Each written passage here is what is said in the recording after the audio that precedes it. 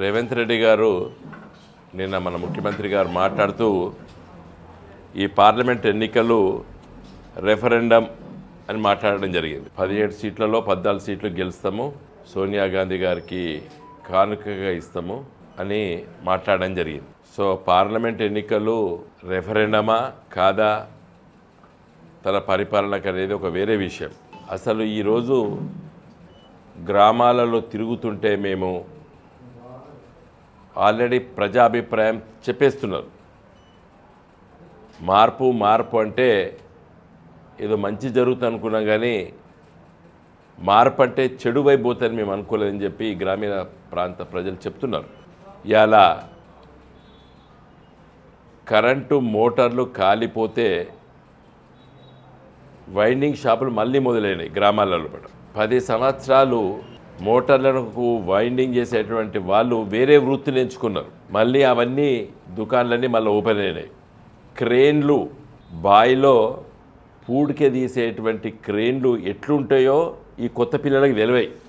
పల్లెటూర్లలో మళ్ళీ క్రేన్లు అవపడుతున్నాయి. పల్లెటూర్లలో రైతులు బోరుమని ఏడవడం ఆడవాళ్ళు మగవాళ్ళు చూడలేదు గత 10 సంవత్సరాలు. దురదృష్టవశాత్తు మళ్ళీ మన తెలంగాణ ఆడబిడ్డలు పొలాల్లో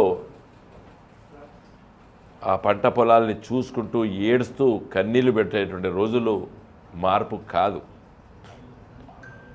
ఇలా బెజ్జంకి మండలం లక్ష్మీపూర్కి వెళ్ళి మరి ఇప్పుడు ఎల్లారెడ్డిపేట మండలానికి రావడం జరిగింది. ఎక్కడ చూసినా ఎక్కడ తిరిగినా కూడా రైతులు ఆవేదనతో ఉన్నారు. బ్యాంక్ అధికారులు నోటీసులు జారీ చేసి రుణాలు కట్టకపోతే మీ బంగారం తాలిబొట్టు అమ్ముకొని కట్టు అని చెప్పి నిన్న గ్రామాల లోపల బ్యాంక్ అధికారులు తిరుగుతున్నారు. రేవంత్ రెడ్డి గారు ఎన్నికల సందర్భంలో ఏం చెప్పిండు? డిసెంబర్ 9 సోనియమ్మ గారి పుట్టినరోజు, నేను ప్రమాణ స్వీకారం చేయబోతున్నా, ఆ రోజు జీవో ఇష్యూ చేస్తా, 2 లక్షల రుణం మాఫీ చేయబోతున్నాను. ఇప్పటికి ఎవరైనా బ్యాంకులు అప్పు తీసుకోకపోతే పోయి తొందరగా పోయి బ్యాంక్ అప్పులు తీసుకోండి అని చెప్పి పిసిసి అధ్యక్షుడిగా రేవంత్ రెడ్డి గారు స్టేట్మెంట్ ఇచ్చిన విషయం వాట్సాప్లలో లక్షలాది మంది ప్రజలు చూసిండ్రు. అది ఆయన మాట్లాడినటువంటి వ్యాఖ్యానాలు తీరు అంటే ఒక భరోసా ఇచ్చిండు రైతులకి. మీరు 2 లక్షలు తీసుకోండి, మాఫీ చేస్తాం, ప్రతి క్వింటాల్కి 500 రూపాయలు బోనస్ ఇస్తాం, తర్వాత 6 గ్యారెంటీ లోపల చాలా విషయాలు చెప్పిండ్రు. ఇప్పుడు ఒక ఉచిత బస్సు తప్పితే ఏదీ అమల్లోకి రాలేదు. ఒక ఉచిత బస్సు తప్పితే ఏది అమల్లోకి రాలేదు. 500 రూపాయల సిలిండరు, ఎల్పిజి సిలిండర్ చెప్పి ఓ 15 రోజుల కింద మంత్రులు దాన్ని ఆ కార్యక్రమాన్ని లాంచ్ చేశారు. ఇది ఉచిత పథకం కాకుండా అది ఉద్దర పథకంగా మారింది. ఉచిత పథకం పోయి ఏమైంది? ఉద్దర పథకంగా మారింది. నువ్వు గట్టు డబ్బులు 975 రూపాయలు పెట్టి సిలిండర్ కొనుక్కో, నాకు ఉద్దరి, నేను తర్వాత కడతా అని చెప్పి ప్రభుత్వం ఉద్దర పెట్టింది.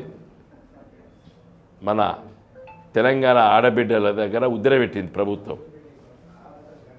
ఉచిత పథకం పోయి ఉద్దర పథకం అయిపోయింది. ఇవాళ గ్రామాల్లో పట్ల నీళ్లు లేవు. ఇవాళ ఉదయమే మొక్కజొన్న పెరడు దగ్గర పోయి చూస్తే ఒక ఆవిడ ఏమన్నదంటే, కేసీఆర్ గారు ప్రభుత్వము చెరువులు కుంటలు నింపిండయ్యా, నింపితే నా బోర్ల నీళ్లున్నాయి, నా బాయిల నీళ్ళు వెళ్ళేది, చెరువులు కుంటలు నింపకపోవడం మాకు అన్యాయం జరిగిందని చెప్పి మాట్లాడుతున్నారు.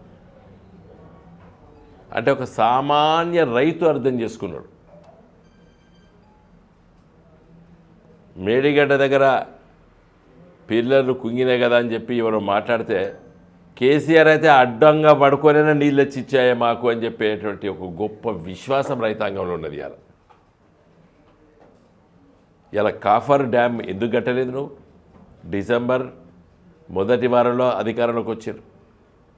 రోజు 5,000 క్యూసెక్లు సముద్రం పోయినాయి. అంటే 2 రోజులకు ఒక టీఎంసీ నీళ్లు పోయినాయి. ఈ 100 రోజుల్లో కూడా 50 టీఎంసీల నీళ్ళు సముద్ర పాలైనాయి. అవి ఎత్తిపోదల ఒక వారం 10 నెల రోజులు అటో ఇటు అయినా కూడా కొన్ని నీళ్ళైనా తీసుకొచ్చి ఇలా ఎల్ఎండి మిడ్మానేర్ నింపితే, ఇలా చెరువులు కుంటలలో నీళ్లు నింపితే ఇలా రైతులు చివరి 2 తడులు ఉండే పొలాలకైతే ఒక 2 తడులు తడిస్తే పుట్టకొచ్చి ఈనినటువంటి వరి ధాన్యం బ్రహ్మాండంగా పంట వండి ఇలా కోట్లాది రూపాయల ఆదాయం వచ్చేటువంటి తెలంగాణ రైతులు ఇలా నష్టపోయారు. మార్పు అంటే గిది కాదు కదా మార్పు. ఇది రెఫరెండమా? ఓకే, రెఫరెండం చూద్దాం. ఇలా 500 రూపాయల బోనస్ ఎప్పుడు ఇస్తావా, ఎప్పుడు చూద్దామని చెప్పి రైతులు రెడీగా ఉన్నారు. కొనుగోలు కేంద్రాలు పెడతామని చెప్పి మీ ప్రభుత్వం ఆలోచన చేస్తుంది సామాన్యంగా. నిన్న కలెక్టర్ ఆఫీసులలో మీటింగ్లు పెట్టిర్రు. కొనుగోలు కేంద్రాల పట ఎంఎస్పి ప్రైస్కు అదనంగా ఇస్తున్నావా ఇస్తలేవా అనేది ఎవరికి తెలుస్తలేదు.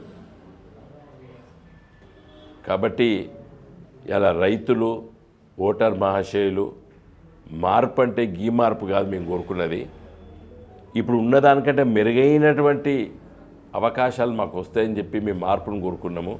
గీ మార్పు కాదయ్యా, మాకు కావాల్సింది గీ మార్పు కాదు అని చెప్పి యావత్తు తెలంగాణ ప్రజలు ఈరోజు భావిస్తున్నారు.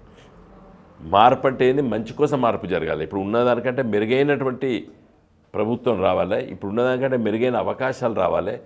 ఇప్పుడు ఉన్నదానికంటే మెరుగైనటువంటి లాభం జరగాలి.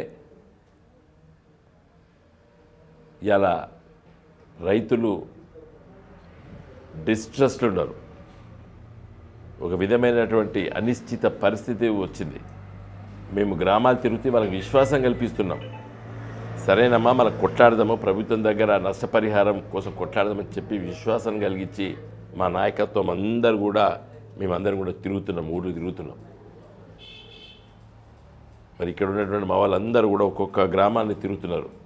మా జిల్లా అధ్యక్షులు తోట ఆగయ్య గారు కొన్ని, రవీందర్రావు గారు కొన్ని, మా తూళ్ళ ఉమ్మక్క గారు కొన్ని, మా జెడ్పీటీసీలో లక్ష్మణరావు గారు, మా ప్రవీణ్ గారు, మా ఎంపీపీ రేణుక గారు, మా దళిత నాయకులు సుభాష్ లాంటి వాళ్ళు ఎక్కడికక్కడ మేము తిరుగుతున్నాం. ఇవాళ ఊళ్ళలో తిరుగుతున్నాం, విశ్వాసం కలిగిస్తున్నాం.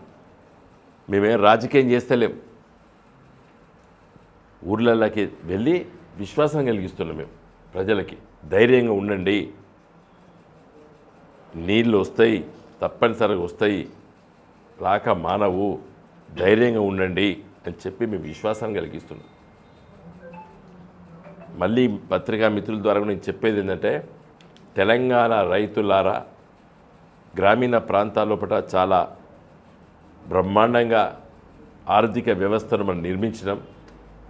చాలా గొప్పగా ఇలా మనం బ్రతికేటువంటి గొప్ప అవకాశాలనే తెలంగాణలో కూడా.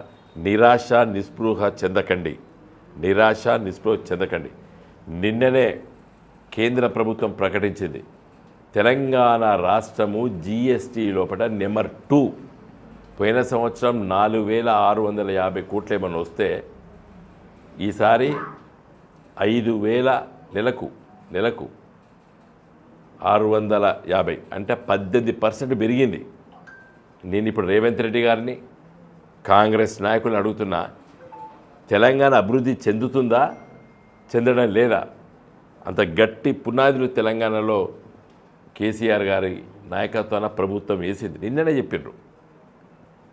నేను ఇక్కడ ఉన్నటువంటి మీడియా మిత్రులకు కూడా నేను వాట్సాప్ చేస్తాను. మా పిఏ ఏదో హాస్పిటల్ వేయండు, వస్తాడు, మేము ఫార్వర్డ్ చేస్తాం మీ అందరికీ. జిఎస్టీ కలెక్షన్స్ తెలంగాణ రాష్ట్రం లోపల అదనంగా పెరిగింది. ఇప్పుడు ఇది అప్పుల తెలంగాణ అంటాడా రేవంత్ రెడ్డి గారు? అభివృద్ధి చెందుతున్న తెలంగాణ ఇది. ఇలా ఆయనే ముఖ్యమంత్రి కదా. బట్టి విక్రమార్క గారు వారు ఫైనాన్స్ సెక్రటరీ కదా. నిన్న press government of India RBI release చేసింది నిన్న సాయంకాలం, తెలంగాణ ఎంత ఆదాయం పెరిగిందని, ఎంత వనరులు పెరిగింది తెలంగాణ రాష్ట్రంలో. ఓ గిది తెలంగాణ అభివృద్ధి ఇచ్చింది. ఇప్పుడు అనుమని చెప్పు రేవంత్ రెడ్డిని, అప్పుల తెలంగాణ, దివాలా తీసిన తెలంగాణ అనుమని చెప్పు రేవంత్ రెడ్డిని అనగలుగుతాడా? ఎవరు ముఖ్యమంత్రులైనా, ఎవరు మంత్రులైనా, ఎవరు ఎమ్మెల్యేలైనా తెలంగాణ గట్టి పునాది వేసిండు కేసీఆర్. ఇలా జిఎస్టీ కలెక్షన్స్ దేశంలో నెంబర్ 2 మొత్తం దేశంలో. ఇది నేను చెప్తలేను, రిజర్వ్ బ్యాంక్ ఆఫ్ ఇండియా నిన్న రిలీజ్ చేసింది.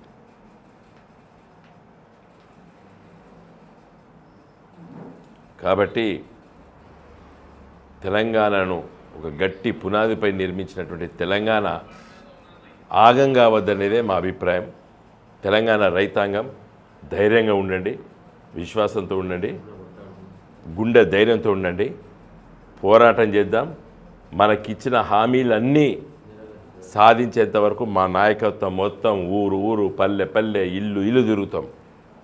ప్రతి ఏదైతే హామీలు ఇచ్చిండో రేవంత్ రెడ్డి ఎన్నికల ముందు అవన్నీ అమలయ్యేంత వరకు మీ ఎమ్మడి మేము ఉంటామని తెలియజేస్తూ సెలవు తీసుకుంటున్నాం. జై తెలంగాణ.